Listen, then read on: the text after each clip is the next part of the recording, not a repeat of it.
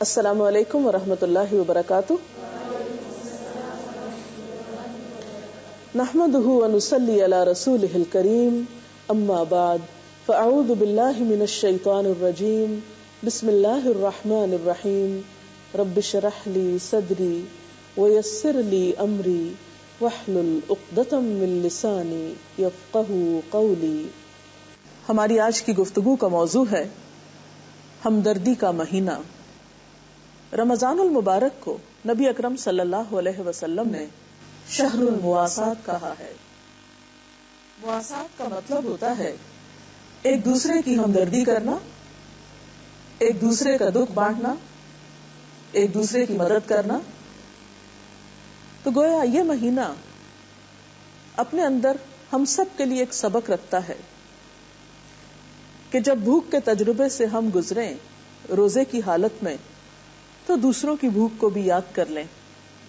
جب ہم خود تھکاوٹ کا شکار ہوں، کسی بھی مشکل کا شکار ہوں، تو ہمیں اس وقت دوسروں کی مشکلات یاد آنی چاہیے.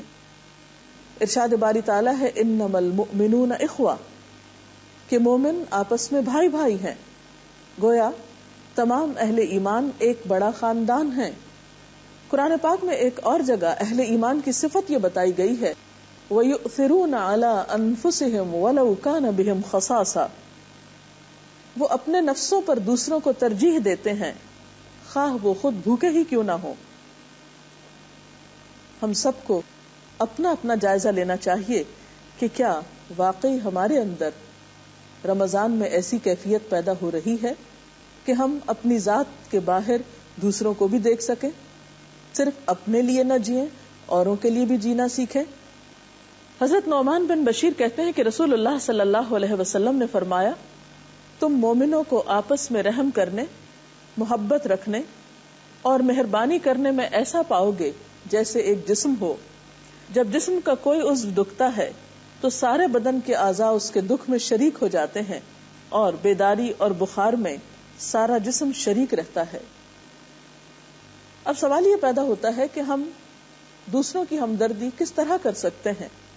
آپ صلی اللہ علیہ وسلم کی تعلیمات کا جب ہم جائزہ لیتے ہیں تو کچھ چیزیں نکھر کر ہمارے سامنے آتی ہیں. انہی کی روشنی میں ہم اس حکم پر عمل کرنے کے بارے میں سوچیں گے. تو اس میں پہلی چیز یہ ہے کہ ہمدردی کا ایک بڑا طریقہ ہے کھانا کھلانا، دوسرے کی بھوک مٹانا.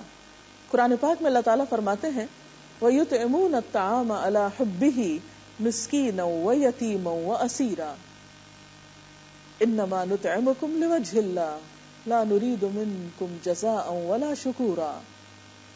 اور اللہ کی محبت میں مسکین، یتیم اور قیدی کو کھانا کھلاتے ہیں اور ان سے کہتے ہیں ہم تمہیں صرف اللہ کی خاطر کھلا رہے ہیں، ہم تم سے نہ کوئی بدلہ چاہتے ہیں اور نہ شکریہ کی توقع رکھتے ہیں. اسی طرح ایک حدیث میں بھی آتا ہے کہ ایک شخص نے آپ صلی اللہ علیہ وسلم سے پوچھا اسلام کی کون سی خصلت بہترین ہے؟ آپ نے فرمایا کھانا کھلانا اور ہر مسلمان کو سلام کرنا، خواہ تم اسے پہچانتے ہو یا نہیں پہچانتے. ایک آدمی نے نبی صلی اللہ علیہ وسلم سے پوچھا اسلام کی کون سی خصلت بہترین ہے، یعنی اسلام میں کون سی خوبی سب سے اچھی ہے؟ آپ نے فرمایا کھانا کھلانا اور ہر ایک کو سلام کرنا، خواہ اس کو تم جانتے ہو یا نہیں جانتے. حضرت عبداللہ بن عمر بیان کرتے ہیں کہ نبی صلی اللہ علیہ وسلم نے فرمایا کہ خدا رحمان کی بندگی کرو، لوگوں کو کھانا کھلاؤ اور سلام کو رواج دو تو تم سلامتی کے ساتھ جنت میں داخل ہو جاؤ گے. حضرت سعد بن عبادہ بیان کرتے ہیں میں نے عرض کیا اے اللہ کے رسول صلی اللہ علیہ وسلم کون سا صدقہ سب سے افضل ہے؟ تو آپ نے فرمایا پانی پلانا. تو اس سے اندازہ ہوتا ہے کہ اگر ہم واقعی دوسرے انسانوں کی ہمدردی کرنا چاہتے ہیں تو اس کے لیے ہمیں سب سے پہلے ان کی بنیادی ضروریات کے بارے میں سوچنا ہوگا. ہر شخص کو کھانے کی ضرورت ہے. ہمیں اپنے آس پاس دائیں بائیں اور قریب کے علاقوں میں سب سے پہلے دیکھنا چاہیے کہ ان میں کوئی ایسا شخص تو نہیں جس کو افطار میں کچھ میسر نہ آیا ہو، جس نے بغیر کچھ کھائے پیے روزہ رکھا ہو، کیونکہ بھوک کی تکلیف شدید تکلیفوں میں سے ہے۔ آپ صلی اللہ علیہ وسلم نے فرمایا کہ وہ شخص مومن نہیں جو خود تو پیٹ بھر کر کھانا کھائے اور اس کا پڑوسی اس کے پاس ہی بھوکا سو رہا ہو۔ یہ اسلام کے بالکل ابتدائی اور بنیادی اخلاق میں سے ہے۔ ہمدردی کا ایک اور طریقہ یہ ہے کہ انسان دوسرے کی ضروریات پر اپنا مال خرچ کرے، اور ان ضروریات میں پھر لباس ہو سکتا ہے، تعلیم ہو سکتی ہے، علاج ہو سکتا ہے۔ ہر شخص شعور رکھتا ہے، آنکھیں رکھتا ہے، اسے دیکھنا چاہیے کہ اس کے آس پاس کے لوگ کس چیز کے ضرورت مند ہیں، اور جہاں جو چیز ہو اس کے مطابق خرچ کرنا بہترین ہمدردی ہے۔ ہمدردی کا ایک اور طریقہ ہے کسی حقدار کو اس کا حق دلانا۔ ہمارے معاشرے میں بہت سے ایسے لوگ ہو سکتے ہیں جو اپنے بنیادی حقوق سے بھی محروم ہوں۔ اگر ہم کسی بھی طور پر ان کی کوئی مدد کر سکتے ہوں، ایسا کرنا بھی ہمدردی اور غمخواری کرنا ہے۔ قرآن پاک میں اللہ سبحانہ وتعالی فرماتے ہیں، پس اے مومن رشتہ دار کو اس کا حق دے، مسکین اور مسافر کو۔ یہ طریقہ بہتر ہے ان لوگوں کے لیے جو اللہ کی رضا چاہتے ہیں اور وہی فلاح پانے والے ہیں، یعنی کامیابی کا انحصار اسی پر ہے۔ حضرت ابو ہریرہ کہتے ہیں کہ نبی صلی اللہ علیہ وسلم نے فرمایا، بیوہ عورت اور مسکین کی خبر گیری کرنے والا اللہ کی راہ میں بھاگ دوڑ کرنے والے کی طرح ہے۔ آپ نے یہ بھی فرمایا کہ بیوہ اور مسکین کی خبر گیری کرنے والا اس شب بیدار کی طرح ہے، یعنی رات بھر جاگنے والے کی طرح ہے جو عبادت میں سستی نہیں کرتا، اور اس روزہ دار کی طرح ہے جو دن کو افطار نہیں کرتا، یعنی اتنی بڑی نیکی ہے۔ ایک اور حدیث میں حضرت ایاز فرماتے ہیں کہ آپ صلی اللہ علیہ وسلم نے فرمایا، 3 قسم کے آدمی جنتی ہیں۔ نمبر 1 وہ حاکم جو عدل و انصاف کرنے والا اور احسان کرنے والا ہو اور اس کو بھلائیوں اور نیکیوں کی توفیق دی گئی ہو۔ دوسرے وہ شخص جو مہربان ہو اور رشتہ داروں اور مسلمانوں کے لیے رقیق القلب ہو، یعنی اس کا دل نرم ہو دوسرے انسانوں کے لیے۔ تیسرے وہ شخص جو حرام چیزوں سے بچنے والا ہو، سوال سے پرہیز کرنے والا ہو اور اہل و عیال کے بارے میں اللہ پر بھروسہ کرنے والا ہو۔ اسلام نے یتیموں کے حقوق کے بارے میں بھی بہت تاکید کی ہے۔ ہمارے اپنے ہی خاندان میں، ہمارے رشتہ داروں میں، ہمارے قریبی جاننے والوں میں کہیں نہ کہیں ایسے لوگ ہو سکتے ہیں جو ایسی پریشانی کا شکار ہوں، یتیمی کا شکار ہوں۔ تو اس کے بارے میں ایک حدیث میں آتا ہے کہ جو شخص اللہ کی خوشنودی کے لیے کسی یتیم کے سر پہ ہاتھ پھیرے، یعنی آپ دے کچھ نہیں رہے، صرف ہمدردی کر رہے ہیں، پیار کر رہے ہیں، شفقت کا ہاتھ سر پہ پھیر رہے ہیں، تو یتیم کے سر کے ہر بال کے عوض جس پر اس کا ہاتھ پڑے نیکیاں لکھی جاتی ہیں۔ اور جو شخص یتیم بچی یا بچے کے ساتھ اس کی پرورش میں احسان کرے تو وہ اور میں جنت میں اس طرح ہوں گے جس طرح یہ 2 انگلیاں ملی ہوئی ہیں۔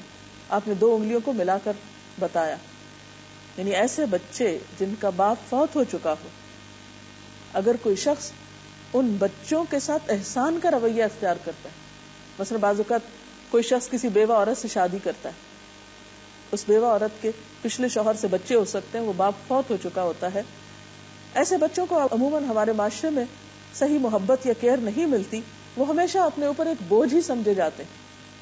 ایسے بچوں کے ساتھ احسان کرنا، محبت کرنا، شفقت دینا، انہیں اپنے باپ کی کمی کا احساس نہ ہونے دینا، یہ ایک بہترین نیکی ہے۔ پھر اسی طرح ہمدردی اور غمخواری کے اس مہینے میں ہم لوگوں کی ایذا رسانی کو ان سے دور کر سکتے ہیں۔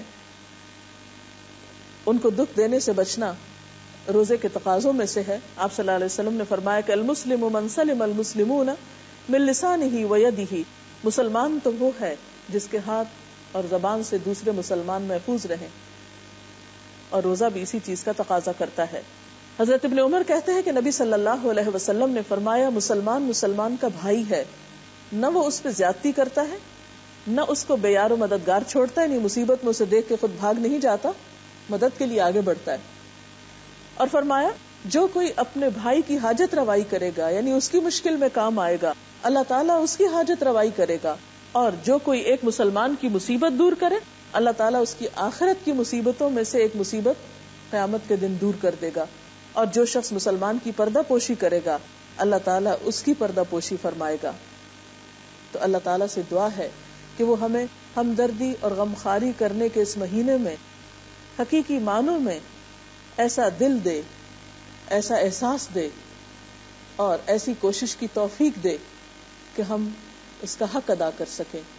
ایک شخص کب تک یتیم ہوتا ہے، مطلب کس ایج تک؟ ان کا سوال یہ ہے کہ ایک شخص یتیم کب تک ہوتا ہے؟ یتیم بالغ ہونے سے پہلے تک ہوتا ہے، بلوغت کے بعد یتیمی باقی نہیں رہتی۔